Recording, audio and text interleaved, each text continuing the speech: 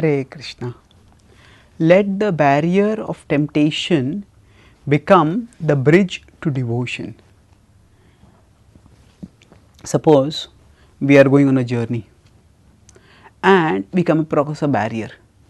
We find that there is a big river along the way and there is a barrier, a barricade which does not allow us to go ahead.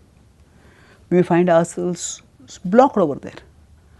Now, if somehow instead of that barrier we had a bridge, then the bridge would not stop us from going ahead, rather the bridge would facilitate us in going ahead.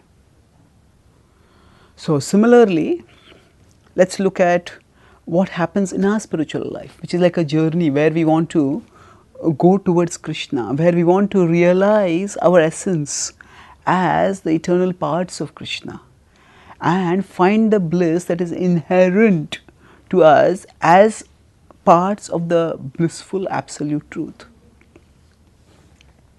So, for all this to happen, what is required is that we work towards purifying ourselves.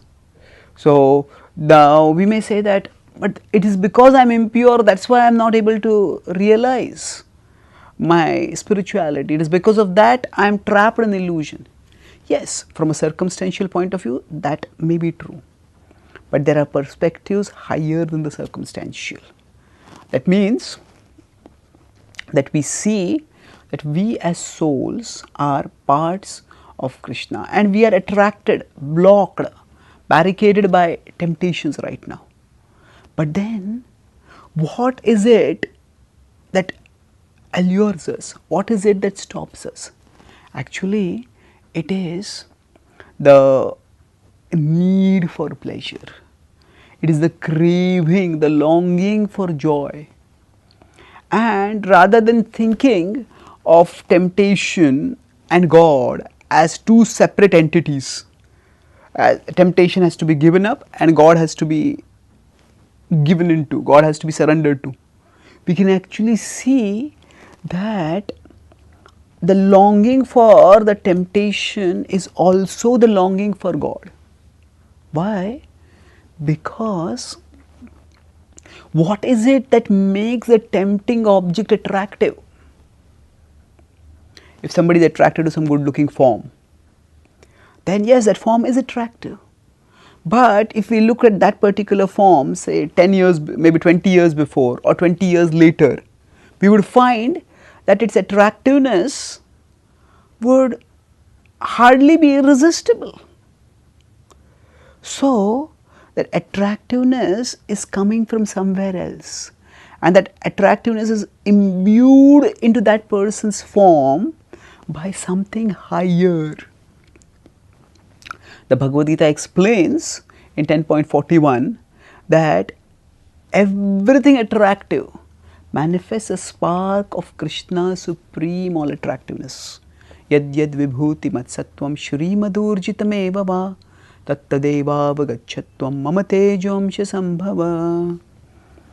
He says that yad yad vibhuti matsattvam, that whatever is attractive, all its attractiveness comes from a spark of Krishna's splendor. Mama tejomsha sambhava. So, when we see the temptation and then we think, oh, I have to give it up and it's so pleasurable, how can I give it up? This way we feel as if we are obstructed, because on one side the temptation is so strong that we are not able to give it up. On the other side, we also know that we should give it up, so we feel blocked. But if we can just understand that what is it about this temptation that is so attractive, that is, it manifests a spark of Krishna's attractiveness. And then if we can get attracted towards Krishna instead of that object, then we will find ourselves becoming much more constructively and joyfully situated.